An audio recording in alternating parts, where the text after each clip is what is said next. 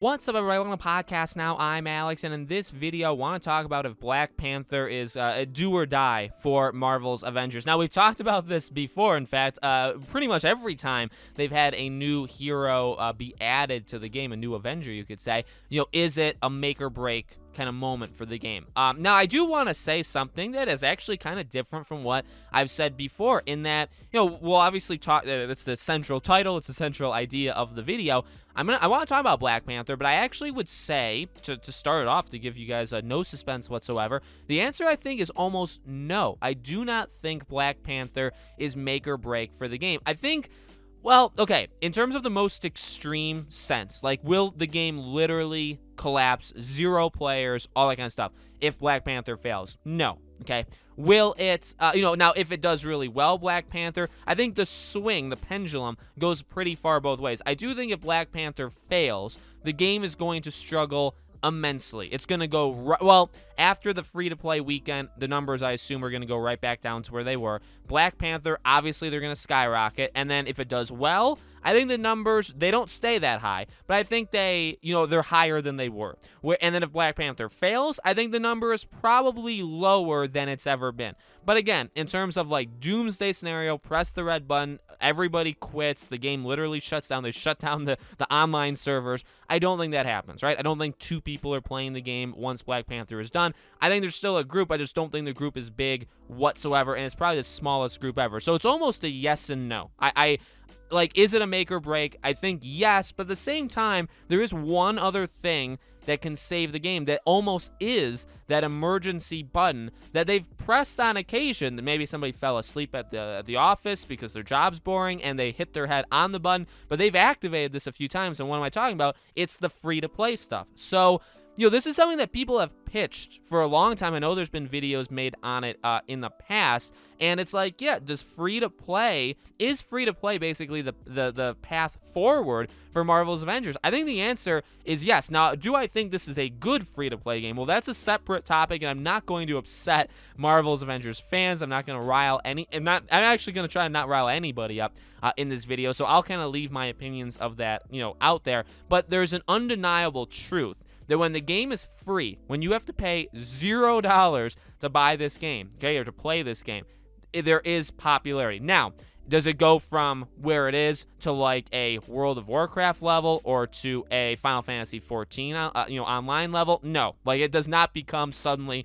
the most popular thing on the face of the earth. In fact, it's still relatively unpopular in the grand scheme of the biggest games out there. However, it definitely has people when it's free to play, okay? So for Black Panther, what I could see happening, if you want to forecast like a weather prediction, which does change every single day, and you can't really trust weathermen, which is a sad truth of life, one thing that I think is going to happen is if it succeeds, you buy more time. That's all. Honestly, that's what I think happens. If it succeeds, if Black Panther succeeds, if it works, if it gets people in, and really, by the way, all it needs to do, these people are already going to go back. Okay, it's going to get people. It's going to get tens of thousands, if not hundreds of thousands of people back. I truly do believe that. Maybe, well, yeah, I would go so far as to say hundreds of thousands. Probably not millions, okay? Probably 1, 2, 300,000 people would go back for Black Panther, okay? You got to remember DLCs, and I get it's a free expansion, but, like, add-ons to games do just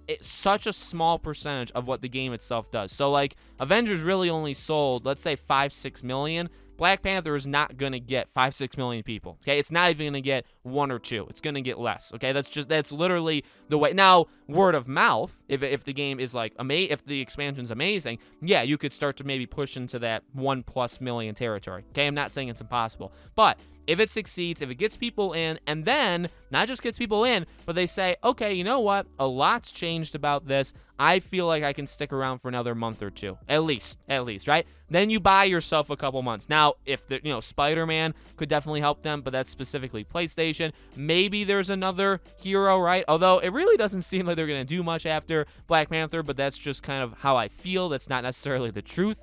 But you buy yourself some time. If it fails, if people come back in, even if the expansion's good, by the way, but people say, oh yeah, it's still the same game that I thought it was, or it feels to me like it's the same game, I'm not wasting my time. Once this expansion's over, I'm putting in the time, and then I'm done with it. I'm not going to go back into the base game. And they leave, and the game literally plummets off the face of the earth, which again, I do think, I mean, no matter what, it's going to go up, and then it's going to go down. It's just how much will it go down after it goes up. Okay, that's just that's the facts of life. That's the facts of video game expansions or DLC. Okay, if it collapses under its own weight, I do think within the next little while, they push the emergency button and say, okay, here's the plan. We're going free to play. We saw there was success. We know there's people that want in. We know there's a barrier of entry, even though it's really not all that much because the game, I don't even know how much the game costs anymore, but there's no way it can be that expensive at this point. I feel that the people, well, see, here's the thing, and this is wrong. This thought is wrong.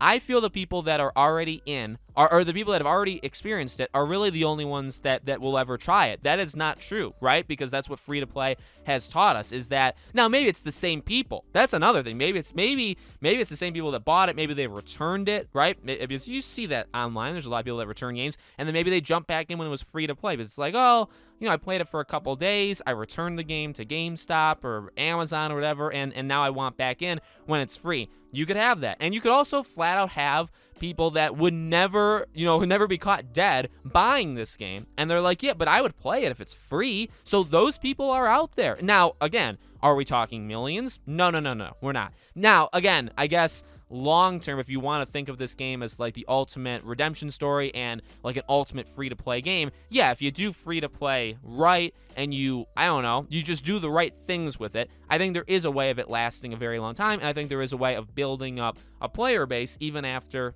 basically a full year of the game coming out. So I think there's a path there. I do. I think there's a path there. I don't think it's like the greatest path of all time. I don't think it's a path of like the greatest success story of all time. We know that the team that makes this game is like a skeleton crew. So unless they see immense success and they feel the need to hire more people or bring back some of the team or merge with a different team or whatever, I don't see this game doing incredible on like a development end, just because there's not a lot of people left working on it, which signals to me the management or even Square Enix just not having a lot of confidence in this game over the next year. The first year was up and down, but the second year is almost non-existent to them, right? We'll have to see. But I would say, because I normally would have said Black Panther is completely a make or break. I think to an extent that is true.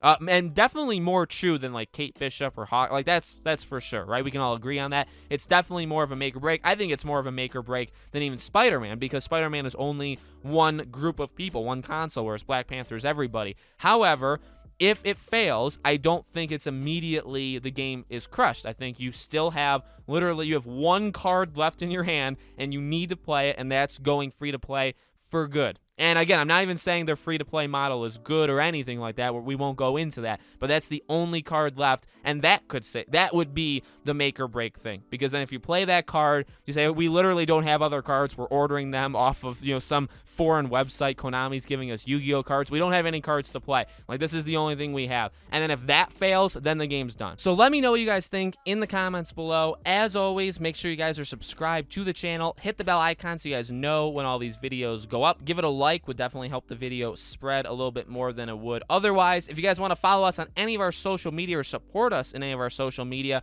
we have a Twitter, we have a second channel, we have a Patreon and YouTube membership. All of them are in the description below. Thank you guys for watching, and I hope to see you all on the next video.